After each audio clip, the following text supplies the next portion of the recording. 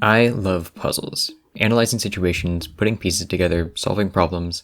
I love being put in a predicament and having to figure out what to do. Whether it's finding an optimal strategy in a game, figuring out how a glitch works, or just playing a puzzle game, I've always loved puzzles. So imagine my excitement when I heard about Minecraft escape rooms. Puzzles in Minecraft, two of my favorite things combined. And imagine my disappointment when instead of getting a fun puzzle experience, I got a toddler's puzzle. A list of steps I have to put in place to get to the end. Minecraft escape rooms are such a unique idea, taking the mechanics in Minecraft and turning them into puzzles. But it's executed so poorly that I don't know if I can even call these puzzles. Hidden items, unintuitive mechanics, easy soft lockability, it's almost as if escape rooms are purposefully ignoring good puzzle design principles, which leads to frustrating and unsatisfying puzzle experiences. Minecraft escape rooms aren't fun to play, but they aren't meant to be.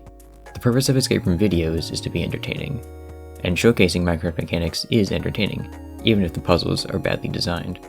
The problem is when escape rooms outside of YouTube, ones that are actually meant to be played, follow the same style of puzzles.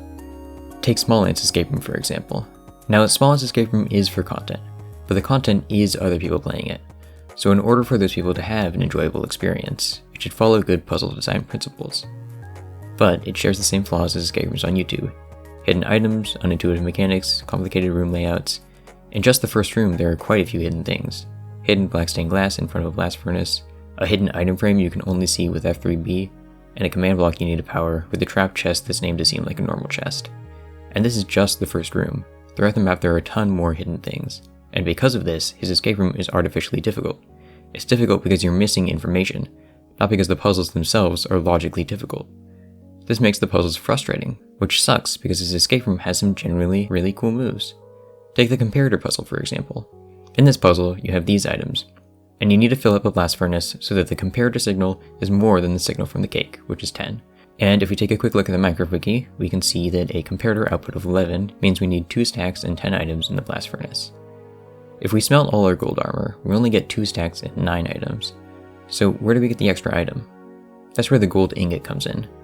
If we smelt the raw gold first, while the armor is smelting, we can use the ingot to craft a gold shovel, and then smelt that, getting 1 extra gold nugget, giving us 2 stacks and 10 items, which is enough to power the comparator. Even though this puzzle isn't complex, it's subtle, because nobody would ever think to craft a gold shovel only to smelt it. It puts you in an interesting situation and forces you to think outside the box. Unfortunately, most of the puzzles in this escape room aren't nearly as good. Most of the puzzles are just finding hidden items, doing tasks, or figuring out the order of things. Small Ants Escape Room has a few promising puzzles, but overall it fails to provide a good puzzle experience. And that's the case for most escape rooms outside of YouTube. Every once in a while, they'll have an interesting puzzle, but that's overshadowed by all the terrible ones. With all the unsatisfying experiences I've had playing escape rooms, I've become frustrated with how they approach puzzles. Minecraft escape rooms aren't fun to play, but I desperately want them to be. I want there to be good puzzles in Minecraft, so I started making escape rooms. My first 2 escape rooms were the Pit of Pain and the Pit of Brain, 2 escape rooms about building up a 1x1 hole with Minecraft mechanics along the way. These 2 escape rooms suck. They were made before I played escape rooms and realized my problems with escape room puzzle design, so they share a lot of the same problems. It took me playing other escape rooms to realize what I like and dislike in escape rooms. I realized I like learning mechanics through puzzles, but I don't like getting stuck because I don't know a mechanic. I don't like being overwhelmed, either with too many resources or too many options. And I don't like hidden information. After learning what makes escape rooms fun to play, I realized mine suck. They were too similar to the escape rooms I saw on YouTube, so they shared the same flaws. With this new knowledge, I set out to make escape rooms based on what I learned, and I made the Disconnect Glitch Gauntlet. The Disconnect Glitch Gauntlet is a series of 7 escape rooms all about using the disconnect glitch to phase through ceilings. Now the disconnect glitch might sound complicated, but how it works is actually quite simple. Whenever you log into a world, you're set to standing, even if you were originally crouching or crawling. Normally this doesn't matter, since the blocks above you would just push you back to your previous state. But if the bottom of the player's hitbox is inside a block, that hitbox is locked and can't change. So if you're inside a block when you relog, you'll stay standing regardless of blocks above you. The disconnect glitch has many uses, such as getting to the nether roof with just a trapdoor. But the use I found for the disconnect glitch was puzzles. Disconnect glitching provides a simple but interesting objective. If I have a room above me, I know I need to phase through the ceiling, and how I get to that state is the puzzle.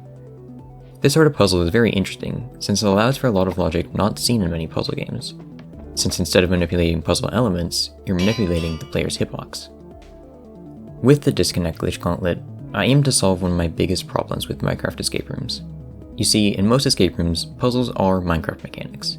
If you know the mechanic, the puzzle is easy, and if you don't know it, the puzzle is impossible. This isn't really a puzzle, it's just a quiz on your Minecraft knowledge. A puzzle shouldn't be, what do I need to know to progress? It should be, how do I use what I know to progress? If there's an obscure mechanic in a puzzle, it creates artificial difficulty. Instead of the puzzle being difficult logically, it's difficult because of a lack of information, which leads to a frustrating experience. To solve this, instead of mechanics being puzzles, mechanics should be tools that you use to solve a puzzle. Let me give you an example. Here's the first map in the disconnect glitch Gauntlet, Bamboozled. The first puzzle is getting in crawl with 2 stairs. You curve one of the stairs with the other, walk under it, and break the other stair, changing the state of the stair you're under and pushing you into crawl. That's the first room, a simple introduction to stair curving mechanics. The second room is where using mechanics as tools comes into play. You have the same items, 2 stairs, but this time you need to be in crawl 1 block higher. This room is pretty tricky. You can crawl with the stairs, but from there you can't get up a block. So if you think about it, when you get in crawl, you already need to be up a block. And the only way to do that is to face into the ceiling. So by working backwards, you realize that you need to combine both mechanics you've learned. You lock the player's hitbox with the stairs, and then you relog to face your head into the ceiling. From there, you can jump on top of the stairs and exit the room. So that's how I solved the problem of mechanics being puzzles. Instead of the puzzle being, how does the disconnect glitch work, it's how can I use the disconnect glitch to solve a problem. And while that's the biggest problem I have with escape rooms, there are a ton of other problems I addressed with the Gauntlet. One such problem is hidden items. For some reason, escape rooms on YouTube love hiding items everywhere. It's become so prevalent there's even a name for the Wi-Fi's Swiss cheese, where the map makers like to hide items. I think hidden items are a remnant from real-life escape rooms, but just because escape rooms in real life do something, it doesn't mean it'll work well in Minecraft. Hiding items is obviously terrible puzzle design. The only thing hiding items does is make a puzzle more frustrating and take longer. Hidden items don't add anything to a puzzle, just artificial difficulty. So in the disconnect glitch Gauntlet, I just don't hide items, pretty simple. And even better, you're allowed to use spectator mode to look around the map. You're also allowed to go in creative and test ideas. It doesn't matter how you choose to solve the puzzles. What matters is that you work through the logic and find the solutions. Another problem I have with escape rooms is being overwhelmed. There are 2 ways an escape room can be overwhelming, either with a lot of items or a lot of possible goals. With more items you have more options, and in YouTube escape rooms the amount of items you have can quickly build up. The more items you have, the more things you can do with them, and figuring out how to use them all optimally can be overwhelming. Another way escape rooms can be overwhelming is with complicated layouts. If you have a lot of things in a room, it can be hard to figure out the order of things. To solve both ways of being overwhelmed in the Gauntlet, I just minimize my escape rooms as much as possible. I minimize the items, only keeping what's necessary, and I minimize the layouts, making the goals as clear as possible. A third problem I tried to fix with the disconnect glitch Gauntlet is theming. In most escape rooms, the puzzles are just a collection of a bunch of different mechanics. There is no overall theme. The Gauntlet, on the other hand, has a pretty obvious theme, disconnect glitching. Almost every puzzle in the Gauntlet has something to do with disconnect glitching or manipulating the player's hitbox. Theming in a puzzle map is good because it makes the map feel more cohesive, and the puzzles can build on each other instead of just going from one mechanic to the next. The final problem I tried to fix with the Gauntlet is escape rooms being easily soft-lockable. In a lot of escape rooms, if you make one mistake, you have to completely reinstall the world to try again. So to make resetting more convenient, I made a system that allows you to reset the map whenever you want. But honestly, if you make a mistake, you can just go in creative and undo it. What's important is that you solve the puzzles, not doing everything in one go. So those are my main problems with escape rooms, and how I solved them, or at least attempted to solve them, with the disconnect glitch Gauntlet. Now, the Gauntlet isn't perfect. Far from it. These escape rooms have a lot of flaws. There are quite a few mechanics not taught to the player, and some of the puzzles are very lackluster. And these escape rooms aren't easily accessible. You have to know how the disconnect glitch works before you can start playing them. But even though the Gauntlet isn't perfect, it showed that the problems with escape rooms, the things holding Minecraft escape rooms back from being good puzzled experiences, could be dealt with. It showed that you can make good puzzles in Minecraft. But I wasn't the only one making good puzzles. There were other people like me who wanted to make good puzzles in Minecraft, so we started forming a community. We played each other's puzzles, found glitches together, and tried to make the best puzzles we could. For a while after the disconnect glitch Gauntlet, I didn't make any more maps. I was working on a really big escape room, but that never got finished, and after I stopped working on that, I just ran out of ideas and motivation. The escape room community in general was becoming more and more inactive as people stopped making puzzles. But 4 months after I finished the disconnect glitch Gauntlet, everything changed. Canadian released this video, showcasing some of the maps from our community. Madame Kookaburra's All You Need Is a Good Crowbar, and my disconnect glitch Gauntlet. Now, this video itself isn't what changed everything, but what the video did is introduce people to good puzzles in Minecraft. New people joined the Minecraft escape room community, and 2 of these people completely revolutionized how we make escape rooms. These 2 people are Cactus and Husky, and they were from the Portal 2 puzzle making community. Now let's talk a bit about Portal community chambers, because they're basically what I want Minecraft escape rooms to be. They take the base puzzles of Portal 2 and expand on them, but not with new mechanics. No, community chambers expand on the logic of Portal 2. If the base game taught you how to use mechanics, community chambers teach you how to use logic. They aren't challenging because of new mechanics, they're challenging because of pure logical difficulty. And that's exactly what I want Minecraft escape rooms to be. I want them to be challenging because of logical difficulty, not obscure mechanics. Okay, I got a bit off topic, so let's get back to the Portal players who joined the Minecraft escape room community, Cactus and Husky. The first maps they made were pretty good. Cactus made Path of Escape, an escape room about using path blocks to upwarp yourself and phase through ceilings, while Husky made Piercing 5, an escape room about using piercing to phase arrows through blocks. Both escape rooms had interesting logic, but they had the same problem as the disconnect glitch Gauntlet. The mechanics they used were obscure. Even though they had good logic, if you didn't understand the mechanic, you couldn't beat the puzzle. The reason we did this, the reason we used obscure mechanics for puzzles, is Minecraft isn't a puzzle game. The mechanics in Minecraft aren't meant to be used for puzzles. So in order to find mechanics that could be used logically, we had to scrape the bottom of the barrel. We thought the only way to make logical puzzles was with unique block interactions. But Husky didn't like this, so he set a handicap on himself. For his next escape room, Husky wouldn't use any interesting or obscure mechanics or glitches, with the only mechanics being placing, breaking, and crafting. And thus, a purely logic-based puzzle was born. This is Ratiocination, the first pure logic escape room. It kinda sucks. Ratiocination is all about block shuffling. In each room, you drop down and need to use a block to get to other rooms. As you get more blocks, you need to backtrack to swap out blocks. The premise and main moves of Ratiocination aren't bad, but for being a pure logic escape room, it has a lot of issues that make it hard to think logically. First of all, the layout is unnecessarily big. There are a ton of rooms and items, which makes it overwhelming without adding much to the main puzzles. The layout is also not very open. It's hard to see multiple rooms at once, which makes thinking about multiple rooms difficult.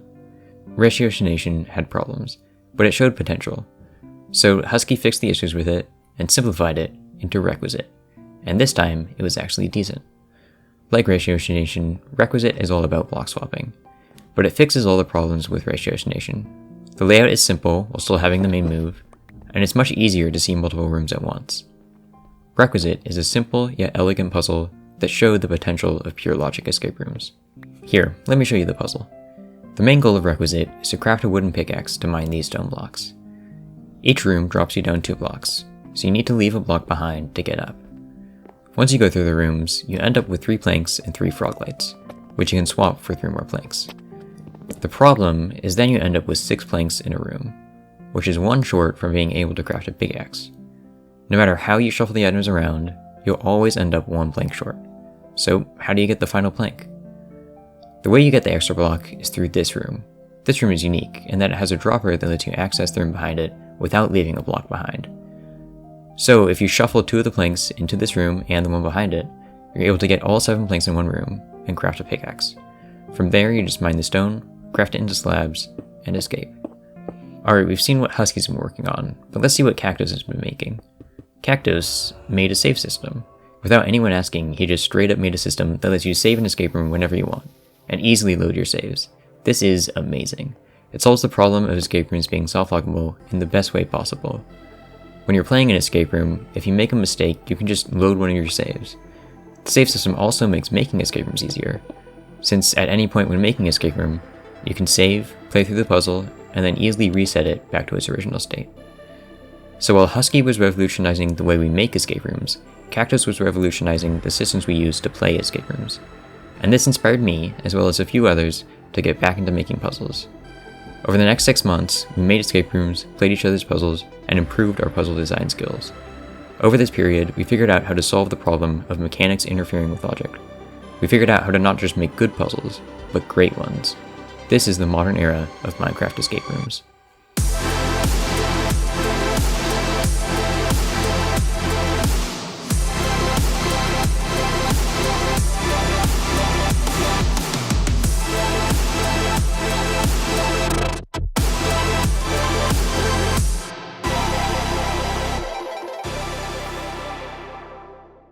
Over this period of time, I made 19 escape rooms, so I'm going to go over these escape rooms, explaining the overall puzzle, the mechanics used, and the strengths and weaknesses in puzzle design.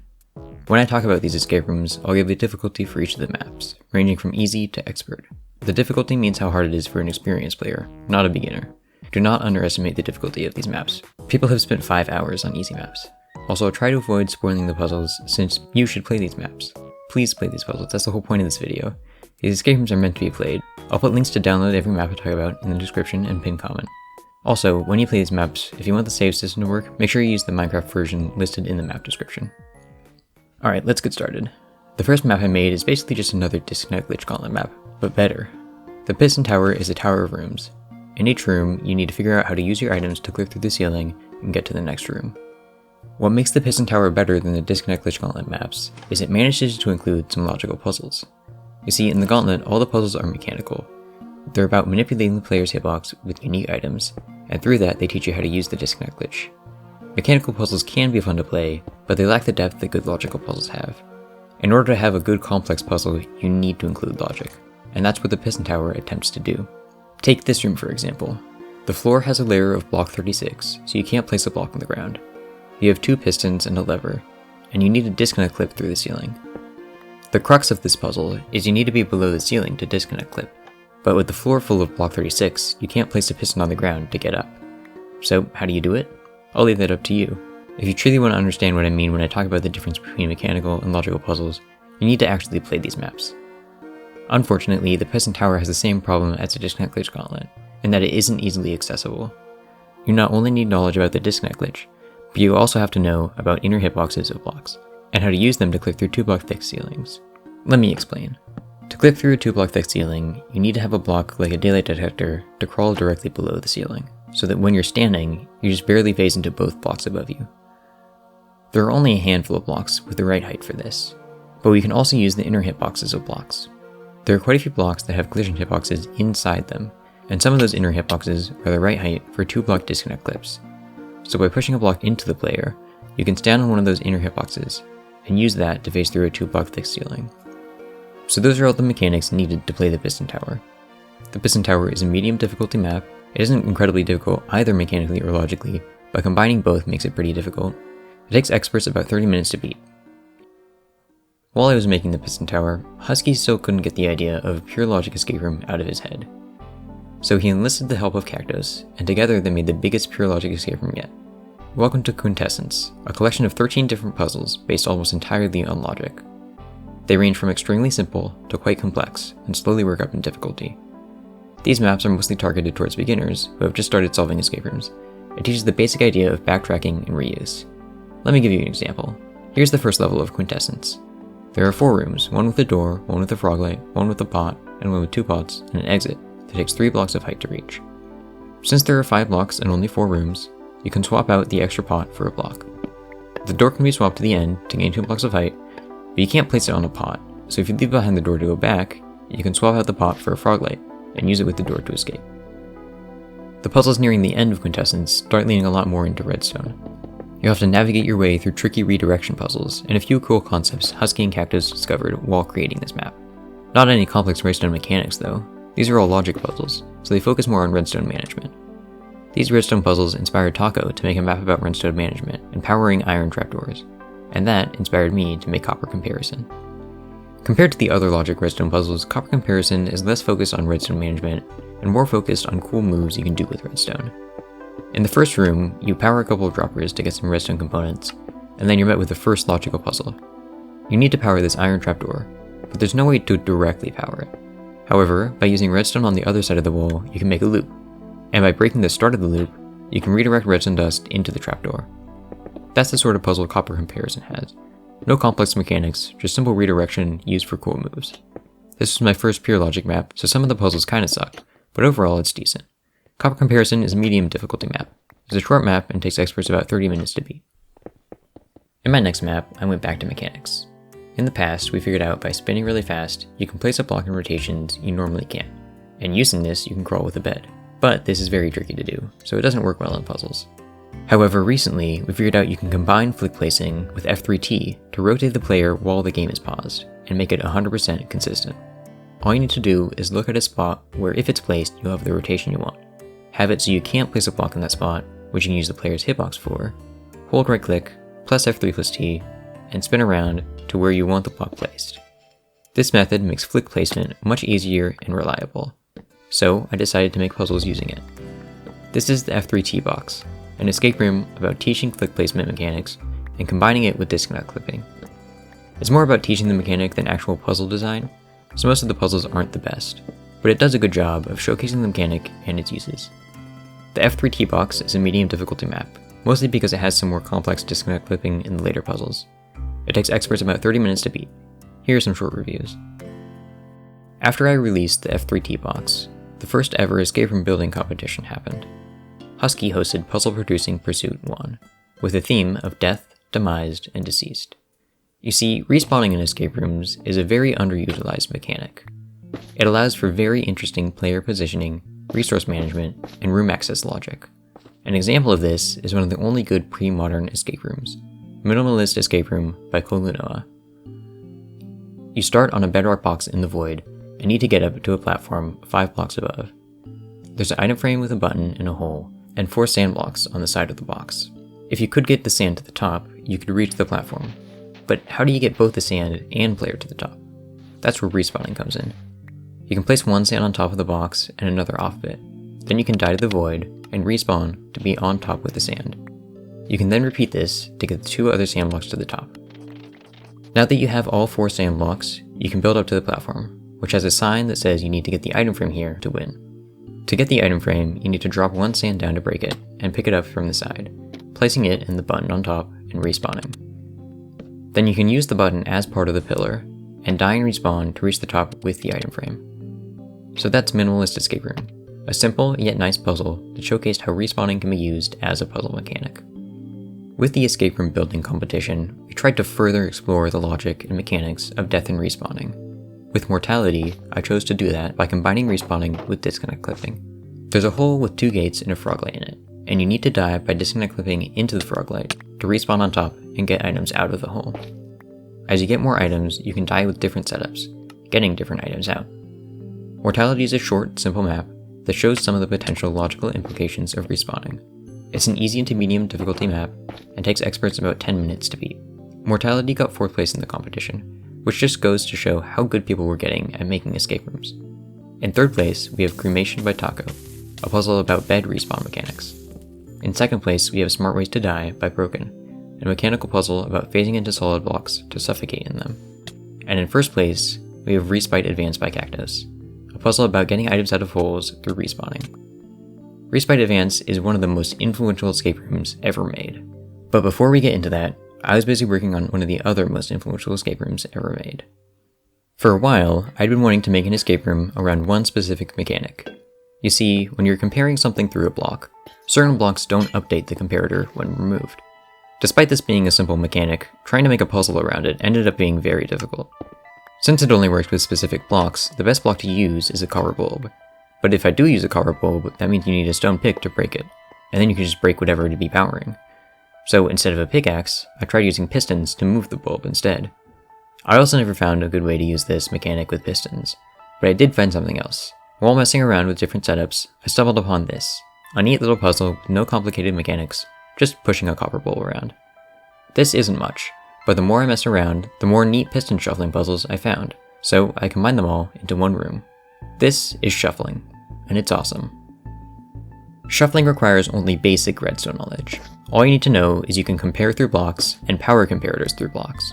You don't even need to know how comparators work. They're only used as a way to get power from the copper bulb, not for any complicated signal strength shenanigans. Originally, I did include the disconnect glitch, but a cheese was found that skips the disconnect glitch, and it's just more intuitive overall. As long as you know basic redstone mechanics, you can beat shuffling, but that doesn't mean it's easy. No, shuffling is one of the hardest maps I've ever made. It isn't hard because of complex mechanics, it's hard because its puzzles are logically complex. Shuffling is linear logic, which makes it unique. You see, in most pure logic escape rooms, backtracking and reuse is a defining feature. Utilizing every element in multiple ways is good, since it allows you to have complex logic without gigantic areas. To have complex logic, you need multiple elements to interact with each other, and if an element can be used in multiple ways or at multiple times, you can have a simple layout with complex logic. Thus, reuse isn't a defining feature of pure logic, it's just a result of it. Shuffling, on the other hand, doesn't have reuse. There are 7 droppers you need to power, each providing unique limitations. As you power each dropper, you get more items that help you power the next one. Shuffling has many one-use areas, but it gets away with it, because each dropper takes up so little space that everything fits in one room. There are some downsides to this, as you have to figure out the order of droppers, which can be overwhelming, but overall, shuffling pulls off linear logic quite well. Out of the escape rooms I've listed so far, shuffling is by far my best. Now, I would recommend playing shuffling, if it wasn't so difficult. Shuffling is a hard difficulty map. It takes experts about 3 hours to beat. Even though the mechanics of shuffling are simple, the logic is decently complex, which makes it not a good first pure logic escape room. If you want an easier logic puzzle to play before shuffling, you can look at the maps shuffling inspired. As I said before, shuffling is one of the most influential escape rooms, and that's because it created a new genre of logic puzzles, piston shufflers. Taco took the idea of shuffling around blocks with pistons and made his own puzzles around it. He has a whole list of piston shuffler maps ranging from easy to hard. Okay, now that I've talked about shuffling, we can get back to the other most influential escape room I mentioned, Respite Advanced by Cactus. Respite Advanced is all about respawning, and delves into some of the more complex respawn mechanics. You see, whenever you spawn on the highest respawnable block. But if that highest respawnable block is obstructed, you instead spawn on the lowest available block. We call this respawn polarity flip, since you're flipping the direction respawning happens. Respawn polarity flip allows for some very interesting logic, since you can respawn in a room below you, but you have to leave a block behind, and to get back, you have to either block off the bottom room, or unflip polarity. You can also exit a fully sealed room by blocking off all available respawn points to respawn on top. Respite Advance introduced polarity flip, which created a new genre of escape rooms, rebirth style. Respawning is a great puzzle mechanic, because it allows for unique player positioning. If a player has certain items or is in a certain area, they can die and respawn at world spawn. Respawning is a one-way teleport back to a spot, which can be combined with other player positioning mechanics to create very interesting logic. There are also a lot of ways to die, and a lot of different setups where dying is useful in different ways. There's a lot of variance in how respawning can be used, and a lot of limitations on what you need in order for respawning to be used, which makes it one of the best puzzle mechanics in Minecraft. Over the course of 6 months, while I've been focusing on a bunch of different mechanics, Cactus has mainly worked on respawn-focused puzzles, and these are some of the best puzzles in Minecraft. First, he made Repose, Respite, and Respite Advanced, maps that teach respawn mechanics with logic puzzles. Then, with the help of Lentil and Husky, he made the Interlinked Collection, a handful of maps all about combining respawn with another mechanic, co-op. In Minecraft escape rooms, co-op is used less as a way for 2 people to play a puzzle, and more as a puzzle mechanic that can be used to create interesting logic. Because of this, playing co-op maps with 2 people isn't always the best, since if you have people with different logical skill levels, one player can end up doing all the work. So Cactus made a system that allows you to play co-op maps by yourself, having the second player be an armor stand you can swap with. As puzzle mechanics, co-op and respawn work perfectly together, since they're both about player positioning. Co-op also provides a way to die whenever you have 2 players together. One of the best examples of how well respawn and co-op work together is Unity by Husky, one of the oldest pure logic escape rooms, and still to this day, one of the best. Unity showed the insane potential of combining respawning with co-op, and this inspired Cactus to combine co-op with his own style of respawn puzzles. Co-op works incredibly well with respawn polarity flip, since if you have 2 players, you can access the blocks in 2 rooms, which makes it possible to change blocks and rooms after you flip polarity. The maps in the Interlink collection use co-op and respawning to their greatest potential, creating some of the best and some of the most difficult puzzles in Minecraft. Just look at Interlude, which was Minecraft's hardest escape room until Cactus made it twice as hard with Intertwine, and then he made it twice as hard again with Interlace, and they made that twice as hard with Interlace 1.1 by changing 3 pieces of bedrock. Yeah, these escape rooms can get insanely difficult, but they have some of the best, most in-depth puzzles out of all escape rooms. These puzzles inspired me to make respawn-focused puzzles, but since there were a lot of difficult co-op ones, I decided to make easy single-player puzzles to allow new people to learn the mechanics they need for the harder puzzles. I made 3 easy respawn-focused maps, Reach 1 and 2, and Reacquire, and they're just okay. They do a good job of being easy maps that showcase some respawn mechanics, but they don't do anything more than that. The logic they have is very simple, which I guess is fine for an easy puzzle, but they don't really have any aha moments or interesting moves. Reach 1 and 2 are both one-room puzzles that showcase simple respawn mechanics. They focus on basic item management and player positioning, and only use respawn polarity flip to exit the room. Reacquire also focuses on basic item management and player positioning, but it does use polarity flip to access the room below. These puzzles are all pretty simple. They are my first attempt at making respawn-focused puzzles, and they have very simple logic. They're all easy difficulty maps, so they're good for beginners, but don't really provide much of a challenge. Each map takes about 5 minutes for an expert to beat. My next escape room also heavily focused on respawning, but not as its main mechanic. There are a few mechanics that I like to classify as room access mechanics. These mechanics are all ways to one-way transport a player, and they work really well when combined. These mechanics are respawning with polarity flip, falling, disconnect clipping, and minecarts. Minecarts are very interesting. They allow one-way access to a room through corners, but there's also quite a few other uses for them, such as climbing ledges and suffocating. By combining the unique uses and room access capabilities of minecarts with the room access of respawning, Husky created Vehicle, a simple puzzle showcasing the potential of minecart logic. In Vehicle, you can enter this room by using a minecart, and exit it through respawning. You need to shuffle items in and out of the room to eventually get to a position where all items can be transferred out. Vehicle is simple and easy, so it's approachable for beginners, and it has some very nice logic. I highly recommend playing it yourself.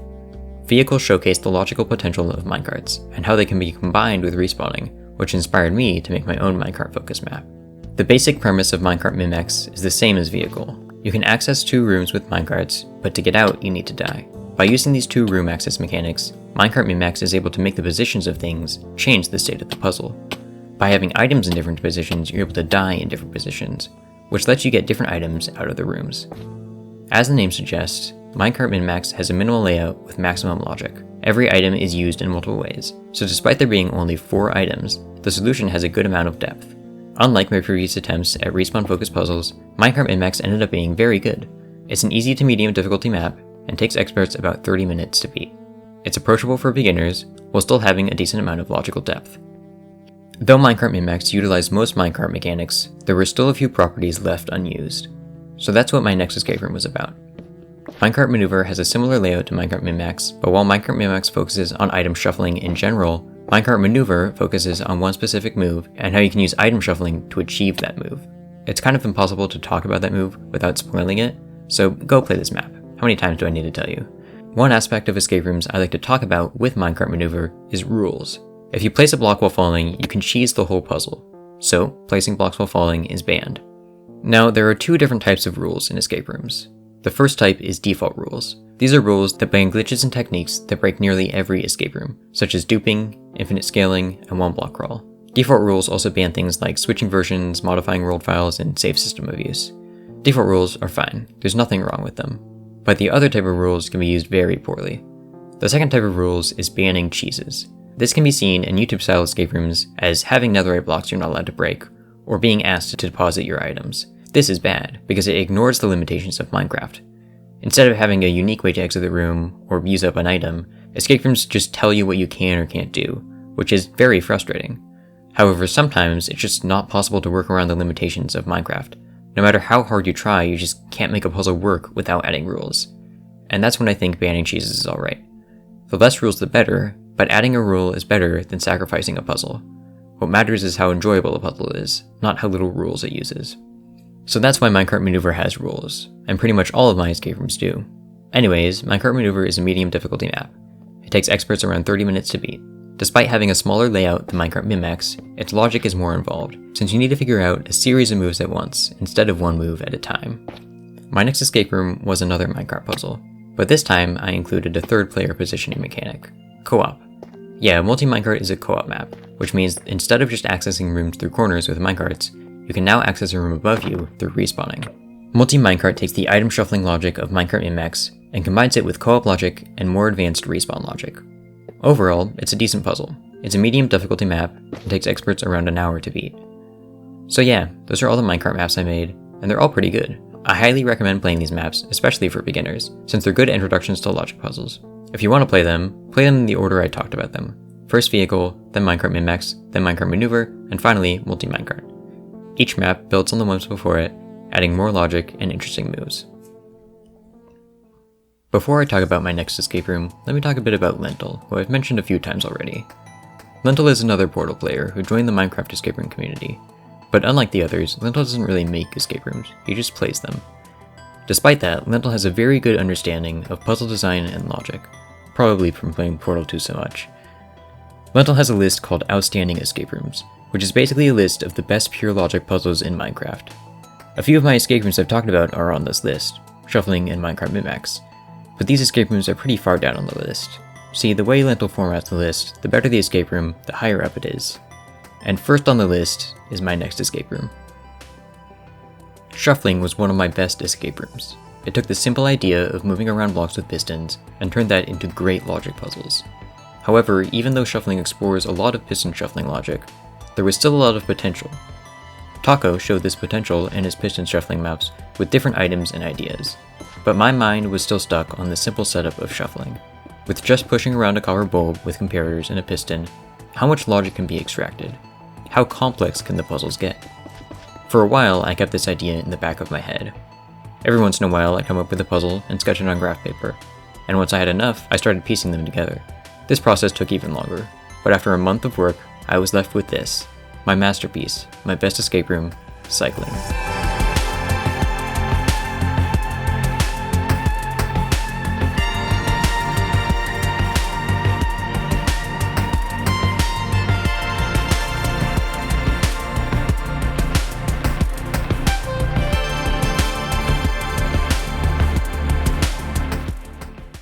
Cycling is amazing.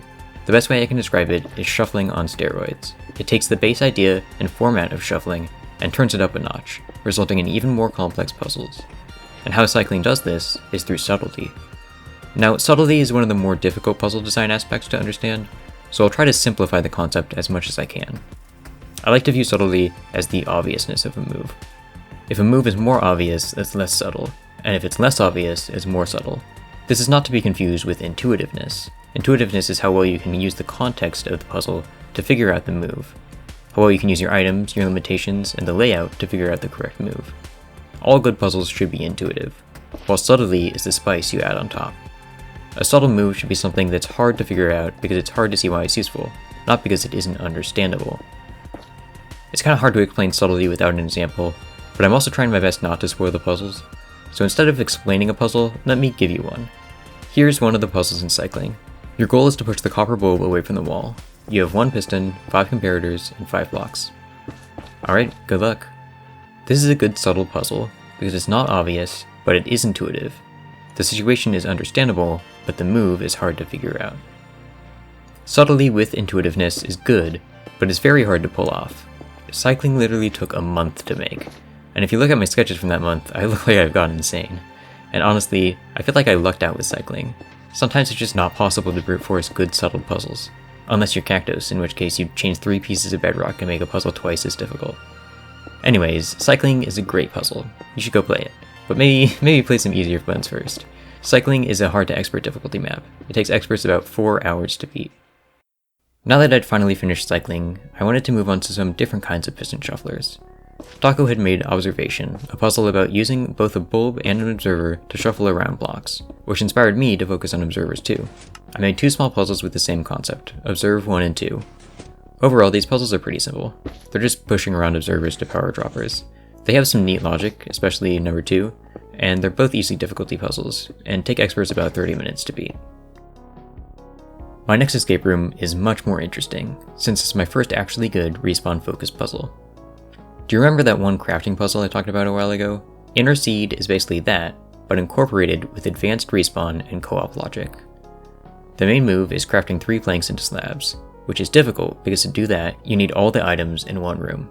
But to get down into the lower room, you need to leave a block at the top to flip polarity. Inner Seed is all about the positions of things, the positions of players, and the positions of items, and through that it manages to include some very nice moves. Overall, Inner Seed combines a crafting puzzle with player positioning logic very well, and it manages to do this while only having 4 blocks. Despite the minimal elements, Inner Seed is rather complex. It's a hard difficulty map and takes experts 1 to 2 hours to beat. In my next escape room, I went back to mechanics. Pure logic puzzles are objectively better, but mechanical puzzles can be fun to mess around with every once in a while. The mechanic I chose to mess around with this time was Path Upwarp. Path the Trident is a small, simple puzzle about using Path Upwarp to move a trident up a wall and power a pressure plate. It's not even a puzzle really, just a neat use of Path Upwarp. Path the Trident is an easy to medium map and takes experts about 10 minutes to beat. For my next escape room, I had a very interesting idea. Thinking outside the box, literally. Bottle Stopper is all about escaping this box, which is pretty easy for one player to do. You just get and crawl under the ceiling and disconnect clip with the trapdoor. The problem is getting the second player out. There's nothing you can do while in the box to get both players out. So that's where thinking outside the box comes into play. You first need to get one player out, who can then do stuff outside the box to get the second player out. Bottle Stopper is a hard difficulty map, taking experts around an hour to beat. It involves some more advanced respawn techniques, and even introduces a new one, bottle stopping. Putting a block on top of an escape room to stop the bottle, letting you respawn on top without having to fill the bottle up. If you don't understand respawn mechanics, what I just said probably sounded like nonsense, in which case you should play my next map, Placement. Placement is both an introduction to advanced respawn mechanics, and a really nice puzzle at the same time. The basic concept of placement is there are 3 platforms, and you need to use the placement of blocks and respawning to progress to the platforms above you. It's super simple, only giving you 3 items, which makes it easy to mess around and intuitively figure out the mechanics. It's able to teach advanced respawn mechanics, such as polarity flip and bottle stopping, while never being overwhelming. Placement is an easy to medium difficulty map, and takes experts about 5 minutes to beat. It's simple enough to be solvable by a beginner, but still provides a good challenge. My next, and final escape room, is also a respawn focus map, Respawn Min-Max. Respawn Min-Max has the same general concept as Minecraft Min-Max, shuffling around items using room access mechanics, but this time a focus solely on respawning. Respawn Min-Max is comprised of 2 1x1 rooms, in which you need to use respawning and polarity flip along with keep inventory to shuffle around items. It tries to maximize item shuffling while having minimal elements and layout, and it does a pretty good job. Every item is used in multiple ways, and the solution is quite elegant. Respawn Min-Max is a medium difficulty map. It takes experts about 30 minutes to beat. So, we're finally done. Those are all the escape rooms I've made, and how my puzzle design has developed over time. If any of these maps piqued your interest, go play them. There are links to download them in the description and pinned comment. Also, my escape rooms aren't the only good ones. There's a whole forum of escape rooms in the Escape Room Discord server, and a list of recommended puzzles that have maps from all the best creators. If you want to actually get into Minecraft escape rooms and play more than just a few maps, this list is where you should start. Anyways, that's all I wanted to talk about with this video. Share my opinions on escape room content, how it's affected escape rooms, how we've grown out of it, and how we've made good puzzles in Minecraft. It would be nice if YouTube escape rooms had actually good puzzle design, but I don't think this video will change that. The point of this video isn't to criticize escape room content. Minecraft mechanics will remain entertaining, while logic puzzles won't. Most good puzzles are too complex to enjoy watching someone else play them. Good Minecraft escape rooms aren't meant to be viewed, they're meant to be played. That's the point of this video, to get people to play my puzzles, to share my passion with you, and get more people interested in making good puzzles in Minecraft. And who knows, maybe we'll get another Cactus, another Husky, someone new who will revolutionize the way we make puzzles, and create a new era of Minecraft escape rooms. Thank you.